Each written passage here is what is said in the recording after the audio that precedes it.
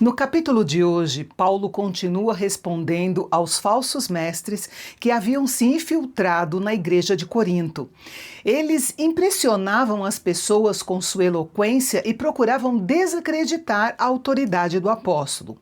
Paulo, porém, mostra que o verdadeiro servo de Cristo não é reconhecido pela aparência ou autopromoção, mas por sua fidelidade ao Evangelho, mesmo em meio ao sofrimento.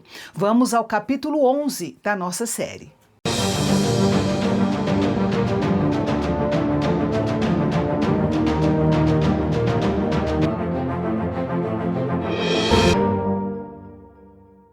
Logo no início do capítulo, Paulo pede que os irmãos tenham paciência com o que ele chama de sua loucura.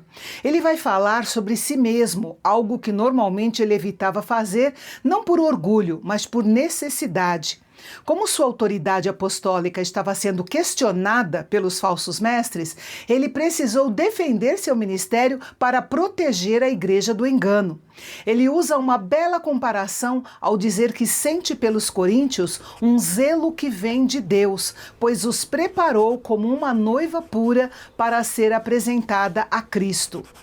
Tanto os judeus quanto os coríntios entendiam perfeitamente a ideia de uma noiva prometida a um noivo e da expectativa de fidelidade até a união. Da mesma forma, a igreja, formada pelos cristãos, é apresentada como a noiva de Cristo e deve se manter fiel a ele até a sua volta para buscá-la, como ele prometeu. No versículo 3, Paulo demonstra uma profunda preocupação pelos coríntios.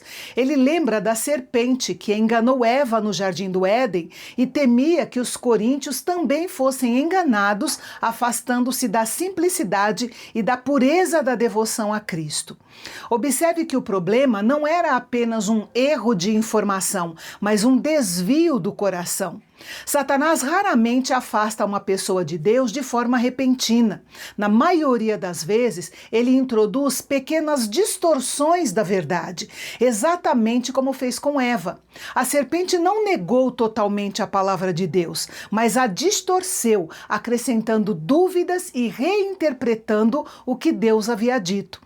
E essa continua sendo uma séria advertência para nós. Nem todo ensinamento que usa o nome de Cristo realmente vem de Cristo. Por isso devemos conferir todo o ensino, toda a experiência e toda a mensagem com as Escrituras. Paulo ainda afirma que aqueles falsos mestres anunciavam outro Jesus, promoviam outro espírito e pregavam outro evangelho. Evidentemente, não existia outro Jesus verdadeiro. O problema era que eles apresentavam uma imagem distorcida de Cristo e ensinavam uma mensagem diferente daquela que os coríntios haviam recebido dos apóstolos. Essa é uma das razões pelas quais conhecer a Bíblia é tão importante. Quanto mais conhecemos a palavra de Deus, mais facilmente identificamos ensinos distorcidos que se afastam da verdade. Paulo também reconhece que talvez não fosse um grande orador segundo os padrões da cultura greco-romana, na qual a retórica era altamente valorizada. No entanto, ele lembra que possuía aquilo que realmente importava, o verdadeiro conhecimento do Evangelho recebido do próprio Cristo e confirmado em sua vida e em seu ministério. Isso revela que Deus não procura apenas pessoas eloquentes, ele procura pessoas fiéis à sua palavra. Nos versículos 7 a 12, Paulo responde a outra acusação feita pelos seus opositores. Eles criticavam o fato de ele não ter recebido sustento financeiro da igreja de Corinto. Na cultura greco-romana, muitos filósofos e mestres cobravam por seus ensinamentos. Quanto maior o pagamento, maior parecia ser o prestígio do mestre. Paulo, porém, fez exatamente o contrário. Para não criar qualquer obstáculo ao evangelho, ele trabalhou com suas próprias mãos como fabricante de tendas e também recebeu ajuda financeira de outras igrejas, especialmente das igrejas da Macedônia. Ele abriu mão de um direito legítimo para que ninguém pudesse acusá-lo de anunciar o evangelho por interesse financeiro. Ao agir assim, ele também retirava dos falsos mestres qualquer tipo de argumento para se compararem a ele. Essa atitude de Paulo nos ensina que o evangelho nunca deve ser tratado como um meio de enriquecimento pessoal. Quem serve a Cristo deve fazê-lo por amor ao Senhor e não por ganância. Em seguida, encontramos uma das advertências mais sérias de toda a carta. Paulo chama aqueles homens de falsos apóstolos, obreiros fraudulentos, disfarçados de apóstolos de Cristo. Mas ele diz que isso não é de se admirar, porque o próprio Satanás se transforma em anjo de luz.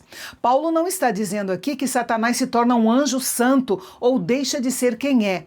A ideia aqui é que ele se apresenta com aparência de bondade, verdade e religiosidade para enganar as pessoas. Por isso, não é de se admirar que seus servos, os falsos apóstolos, também se apresentassem como ministros de Cristo, quando sua verdadeira identidade era outra. Esse é um dos maiores perigos da falsa doutrina, o erro que não se apresenta como erro. Geralmente vem misturado com elementos da verdade, tornando-se mais difícil de ser percebido. Por isso, a igreja precisa examinar todo o ensino à luz das Escrituras.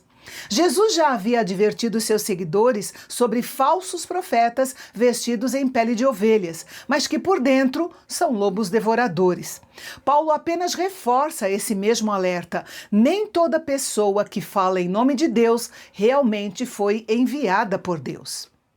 A partir do versículo 16, Paulo inicia o que muitos chamam de o discurso da loucura. Ele passa a apresentar suas credenciais, mas de uma forma completamente diferente dos seus adversários. Enquanto os falsos mestres se vangloriavam dos títulos, prestígio e aparência, Paulo se gloria naquilo que o mundo considerava motivo de vergonha. Primeiro, mostra que tinha as mesmas credenciais judaicas de muitos deles. Era hebreu, israelita e da descendência de Abraão. Depois, muda completamente o foco. Em vez de listar conquistas, passa a listar seus sofrimentos por causa de Cristo.